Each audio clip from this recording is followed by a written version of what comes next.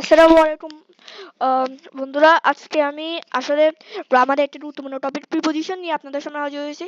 যেহেতু আমরা পুরাতন কারিকুলামে ফিরে গিয়েছি, আমাদের কিন্তু গ্রামার টপিকসও ভালোই থাকবে এবং গ্রামার টপিকসের উপর যথেষ্ট নাম্বারও আছে।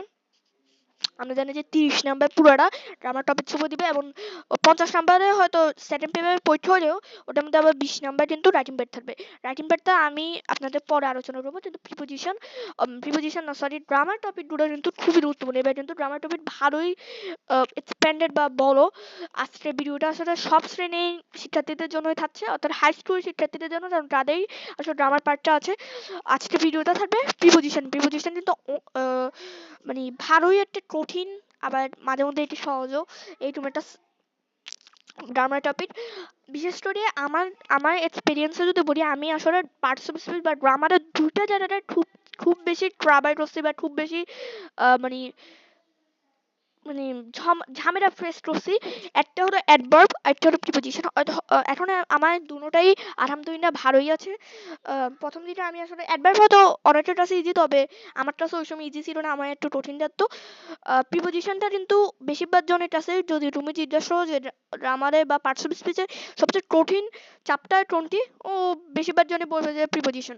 কারণ প্রিপোজিশন আসলেই ক্রিটিক্যাল না, তবে বুঝতে হয়। প্রিপোজিশন কিন্তু রুল অত বেশিও না বা অত কমও না। তাই আমরা প্রিপোজিশন আজকে পার্টে আলোচনা করব। বিস্তারিত আলোচনা থাকবে, তবে আরো কিছু আলোচনা আমরা পরের পার্টে আনবো। এটি আসলে প্রিপোজিশনের পার্ট 1। ওকে, দেন শুরু করা যাক। প্রথমত ডেফিনেশন, যেটি অনেক গুরুত্বপূর্ণ। আমি এখানে দুটি মিডিয়ামের জন্যই ডেফিনেশন দিয়েছি, ইংলিশ মিডিয়ামের জন্য এবং বাংলা মিডিয়াম। আমি প্রথম বাংলা মিডিয়ামটা শুনে, কারণ বাংলা মিডিয়ামেরটা ইংলিশ মিডিয়ামের নাও ভালোই বুঝবে। অর্থাৎ যা নাউন প্রোনাউন এই আগে বসবে এবং ওই নাউন প্রোনাউনটা একই বাক্যে অন্য ওয়ার্ডের সাথে সম্পর্কিত। অর্থাৎ প্রিপোজিশন হলো একটি ওয়ার্ড যা নাউন প্রোনাউনে আগে বসবে এবং ওই নাউন প্রোনাউনটি বাক্যে অন্য ওয়ার্ডের সাথে সম্পর্কিত থাকবে। হ্যাঁ, বা এখানে আমরা ইংলিশে আলোচনা করবো যে preposition with precede noun and pronoun. Precede মানে হলো পূর্বে বসা, মানে প্রিপোজিশন নাউন এন্ড প্রোনাউনের পূর্বে বসবে এবং and the noun and pronoun, অর্থাৎ সেই নাউন এন্ড প্রোনাউনটি we have a connection with another word of this sentence. অর্থাৎ সেই নাউন এন্ড প্রোনাউনটি বাক্যের অন্য ওয়ার্ডের সাথে একটি সম্পর্ক রাখবে। বা ওই নাউন এন্ড প্রোনাউনটি বাক্যের অন্যান্য ওয়ার্ডের সাথে একটি সম্পর্ক থাকবে, যেটি আমরা এই ডেফিনেশন আসলে বুঝলাম। তারপর আমরা টাইপসে যাব। Types of preposition, there are many types of preposition. আসলেই সত্যি কথা যে প্রিপোজিশনের নানা টাইপস আছে। সাম অফ দেম আর, মানে তাদের মধ্যে কিছু হলো, এক হলো simple preposition, which preposition is made by only one word is called simple preposition. আসলে যেসব প্রিপোজিশন মাত্র একটি ওয়ার্ড দ্বারা গঠিত সেগুলো হলো সিম্পল প্রিপোজিশন, যেমন in, by, at, to, etcetera. Double preposition, আসলে ডাবল প্রিপোজিশন হলো whose preposition is made by two simple preposition is called double preposition. আমরা জানি ডাবল মানে আসলে দ্বিগুণ বা দুইটি বোঝায়, মানে যে প্রিপোজিশন দুইটি সিম্পল প্রিপোজিশনের সমন্বয়ে গঠিত তাকে বলা হয় ডাবল প্রিপোজিশন। যেমন আমরা দেখি ইনটু হলো ইন আর টু এর সমন্বয়ে, উইদিন মানে হলো উইথ আর ইন এর সমন্বয়ে, উইদাউট মানে হলো উইথ আর আউট এর সমন্বয়ে। দেন কম্পাউন্ড প্রিপোজিশন, হ্যাঁ, which preposition is made by simple preposition and a noun, adjective or adverb is called compound preposition. অর্থাৎ যেসব প্রিপোজিশন অ্যাড বা একাধিক সিম্পল প্রিপোজিশন এবং noun or adjective or adverb এর মাধ্যমে গঠিত বা এই সমন্বয়ে গঠিত সেগুলোই হলো কম্পাউন্ড প্রিপোজিশন। যেমন দেখতে আমরা এখানে দুটো উদাহরণ দিয়েছি, যে অ্যাবাউট হলো অন, বাই, আউট, এই তিনটেই সমন্বয়ে গঠিত। আচ্ছা, এখানে আউটও কিন্তু একটি প্রিপোজিশন হিসেবে ব্যবহৃত, তবে এখানে আউট একটু আসলে অ্যাডভার্ব হিসেবে ব্যবহৃত হয়েছে এবং অন আর বাই প্রিপোজিশন হিসেবে। আর বিরো হলো বাই প্লাস হলো, বাই হলো একটা প্রিপোজিশন বা সিম্পল প্রিপোজিশন এবং লো হলো একটা অ্যাডভার্ব বা অ্যাডজেক্টিভও বলা যায় এটাকে। অনেক সময় আমরা এটাকে অ্যাডজেক্টিভ অ্যাডভার্ব হিসেবে ইউজ করতে পারি। ফ্রেজাল প্রিপোজিশন, এটা বুঝতে হলে আমাদের ফ্রেজটা বুঝতে হবে। ফ্রেজ হলো আসলে শব্দগুচ্ছ, কিছু শব্দগুচ্ছ কে আসলে ফ্রেজ বলা হয়। ওকে, আমি এখানে সুন্দর করে তোমাদের জন্য রেখে দিচ্ছি আসলে।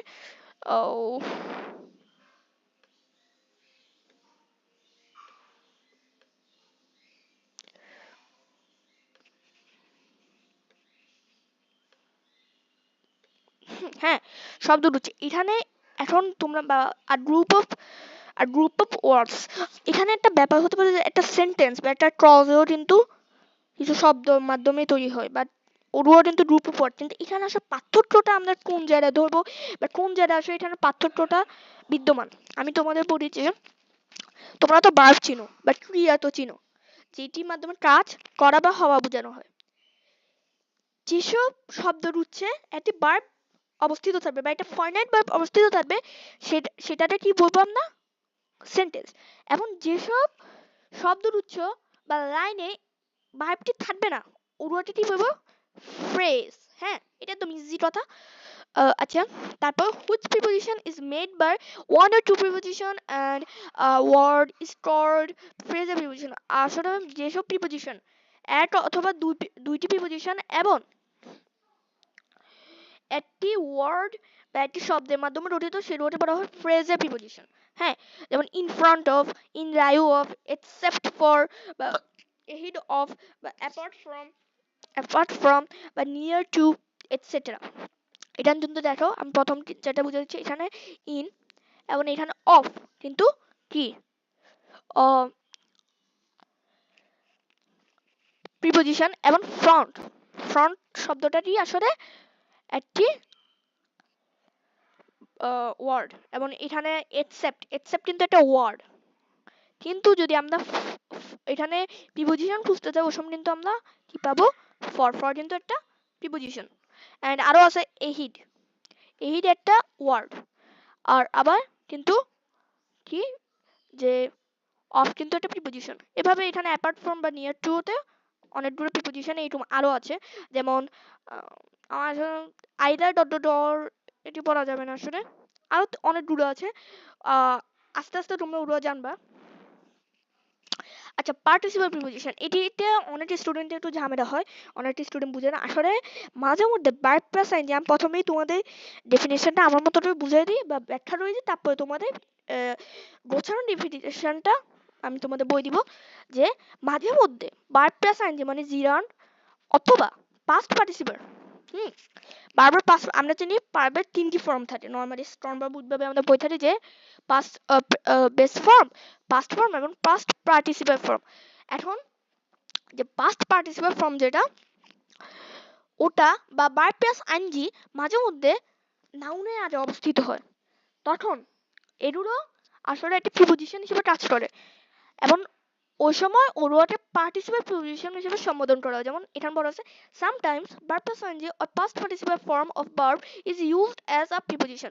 এখানে আসলে মানে ইউজড অ্যাজ আ প্রিপোজিশন মানে বুঝাতে চাইছে যে নাউন বা প্রোনাউন বা নাউন ফ্রেজে আরে আবার ব্যবহৃত হবে, then it is called participle preposition. এখানে কিছু এক্সাম্পল রয়েছে, যেমন কনসিডারিং, ফলোইং, গিভেন, ফার্স্ট্রেটেড। এগুলো কিন্তু অনেক জিনিস অনেক ইয়ার আগে বসতে পারে, অনেক নাউনের আগে বসে, তখন এগুলো আসলে পার্টিসিপাল প্রিপোজিশন হিসেবে গঠিত হয়। আচ্ছা, এটি একটা গুরুত্বপূর্ণ জিনিস আমাদের জন্য আছে। আচ্ছা, এটি আসলে একটা ফ্লোচার্ট অফ প্রিপোজিশন, আমি এটা তোমাদের জন্য সহজভাবে বুঝিয়ে দিচ্ছি। আউট মানে হলো, আচ্ছা ইন দিয়ে বুঝাই আমি।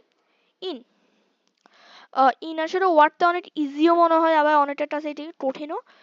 ইন মানে কি আসলে? ইন মানে কি বোঝানো হয় আমি তোমাদেরকে বলি।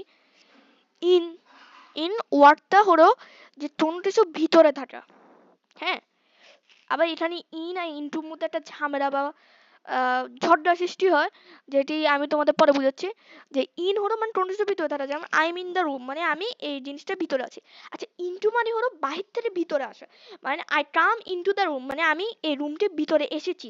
এখন এখানে ব্যাপার হলো তো ইন মানে আমি আগে থেকে ভিতরে ছিলাম, আবার ইনটু মানে আমি আগে বাইরে ছিলাম তারপর রুমের ভিতরে এসেছি। এটি হলো মানে ইন আর ইনটুর মধ্যে পার্থক্য। দেন থ্রো মানে হলো আসলে কোনো কিছু মধ্য দিয়ে, যেমন আমরা রিটাই হুড নামে একটি কবিতা ক্লাস সিক্সে কিন্তু পড়েছি, গত বছর যারা ক্লাস সিক্সে ছিল ওখানে আসলে বলা হয়েছে যে রিটাই হুড একটা যন্ত্রের মধ্য দিয়ে কিন্তু তার গ্র্যান্ডমা বাই যাচ্ছিল, যেখানে বলা হয়েছে যে retype hood went to her grandma's house through a forest. মানে through মানে হলো মধ্য দিয়ে, মানে সে একটি জঙ্গলের মধ্য দিয়ে তার দাদি বাড়ি যাচ্ছিল। আচ্ছা, তারপরে beside, হুম, beside, এখন beside মানে হলো পাশে, মানে কোনো কিছু পাশে বোঝাতে, যেমন my house is beside the tree, মানে রাস্তার পাশে আমার বাড়ি, বা my house is beside a river, অর্থাৎ মানে আমার বাড়ি একটি একটি নদীর পাশে অবস্থিত। ওকে, এখন beside আরেকটা ওয়ার্ড আছে ইংলিশ ডিকশনারিতে, যেটিতে অনেকে আবার অনেকটা ভুল করে। আমি এটা অনেকবার দেখছি যে এটাতে অনেকটা ভুল করে, যে আমি বলি তোমাদের।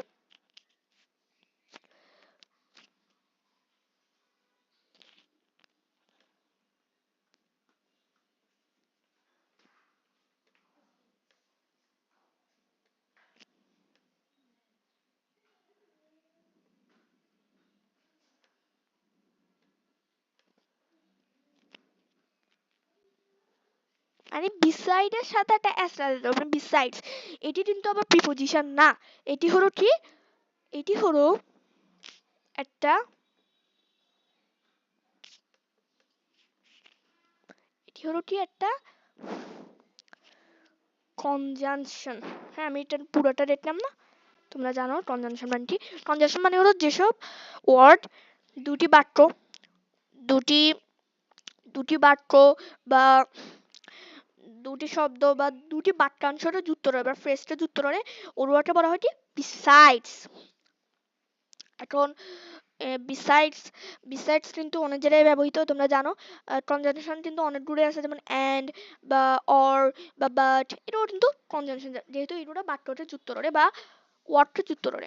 এখন এখানে beside আর besides এর মধ্যে মেইনলি পার্থক্যটা হলো এখানে যে beside হলো একটা প্রিপোজিশন এবং besides হলো একটা কনজাংশন। হ্যাঁ, তারপরে আউট মানে হলো ভিতর থেকে বাহিরে। ভিতর থেকে বাহিরে মানে কেমন, যে আমি বললাম যে he comes out the room, মানে সে রুমটির ভিতর থেকে বাহিরে আসলো। হ্যাঁ, সে রুমটি থেকে বাহিরে আসলো। এটা কিন্তু মানে ও আর রুমের ভিতরে ছিল কিন্তু এখন বাইরে আসছে, এটাই বোঝাচ্ছে। আচ্ছা, টু মানে হলো দিকে। এখানে আসলে আমরা টুটা অনেক জায়গায় ইউজ করি, যেমন I went to my school, যেমন আমি আমার স্কুল দিতে যাচ্ছি। হ্যাঁ, টু মানে হলো দিকে আসলে, একদম সহজ ভাষায় বললে। দেন দেন যদি বলি, এটা তো শেষ। দেন অ্যাবাভ, আপ আর ওভার। ওভার এবং অন এর মধ্যে পার্থক্যটা কি। অন মানে হলো কোনো কিছুর উপর দাঁড়ানো, যেমন দা বুট অন দা টেবিল, বুটের নিচের অংশ এবং টেবিলের উপর অংশ কিন্তু একসাথে দাঁড়ানো, এটাকেই বলা হয় অন। এবং তারপর হলো ওভার।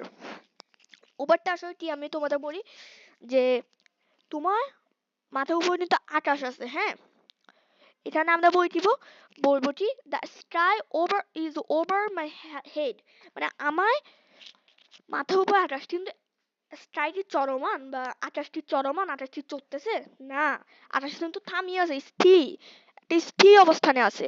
এই কারণে এটির সাথে ওভার বসবে। আর অ্যাবাভ আর আপে পার্থক্যটা ওভারের সাথে এখানে, যে অ্যাবাভ আর আপ মানেও তোমার মাথা বা কোনো কিছুর সাথে লাগানো না, ওটার উপরে, কিন্তু ওটা চলমান, মানে ওটা আমরা বলতে পারি যে the birds fly above the trees, মানে পাখিগুলো পাখিগুলো ট্রি মানে গাছগুলোর উপর দিয়ে রেরো। এখানে কিন্তু ওরা কিন্তু রেরো মানে ওরা উড়ে রেরো, ওটা কিন্তু উঠতেছে, ওটা কিন্তু ওরা স্থির না, ওরা কিন্তু চলমান, ওরা কিন্তু চলতেছে। এই কারণে এখানে আসলে ব্যবহৃত হয় কি অ্যাবাভ বা আপও ব্যবহৃত হতে পারে। আর আন্ডার বা বিনিথ, এটা একদম ইজি, যে কোনো কিছু নিজে বুঝাতে ওটা আন্ডারও ব্যবহার করা যায়, আবার বিনিথ ব্যবহার করা যায়। যেমন আমি যদি বলি the potatoes gross under the soil, আমরা জানি যে আলু কিন্তু মাটির নিচে মাটির নিচে উৎপাদন হয় আসলে, তাই আমরা বলতে পারি যে the potatoes grow under the soil বা the potato grow beneath the soil. Okay, আচ্ছা, আজকের মতো আমাদের ভিডিওটা এখানেই শেষ করছি। তোমাদের জন্য শুভকামনা, তোমরা নতুন বছরে নতুন যাত্রায় সফলকামী হও। আমার জন্য দোয়া করিও ইনশাআল্লাহ। আর ভিডিওতে আমি অন্য টপিক নিয়ে তোমাদের সাথে আলোচনা করব। আহ, আর যদি তোমরা এখানে কিন্তু প্রিপোজিশনে অনেক জিনিসই বিস্তারিত এখন আমি আলোচনা করি না, আরো অনেক জিনিস আলোচনা করা আছে, প্রিপোজিশন কিছু রুল আছে। এখন তোমরা যদি চাও আমার কমেন্ট বক্সে দিতে পারো যে আমি কি ওটা পোস্টের মাধ্যমে তোমাদের নোট দিয়ে দিতাম, অথবা কি আমি তোমাদের পোস্টের মাধ্যমে না দিয়ে আকারে দিতাম, কি বলে এটা, একটি ভিডিও আকারে প্রকাশ করতাম যেন তোমরা বুঝতেও পারো। আর আর আমি কন্টেন্ট আমি কিসের উপর দিতে পারি তোমরা ওটা আইডিয়া দিতে পারো, এবং তোমাদের যদি গ্রামাটিক্যাল টপিক কোনোটাতে ঝামেলা থাকে ওটা বলো, নাহলে অন্য কিছুর উপরে। ওকে, আজকের মতো এই ভিডিও এখানে শেষ করছি। সবার উদ্দেশ্যে আমার বিনীত সালাম। আসসালামু আলাইকুম রহমতুল্লাহি ওয়া বারাকাতুহু।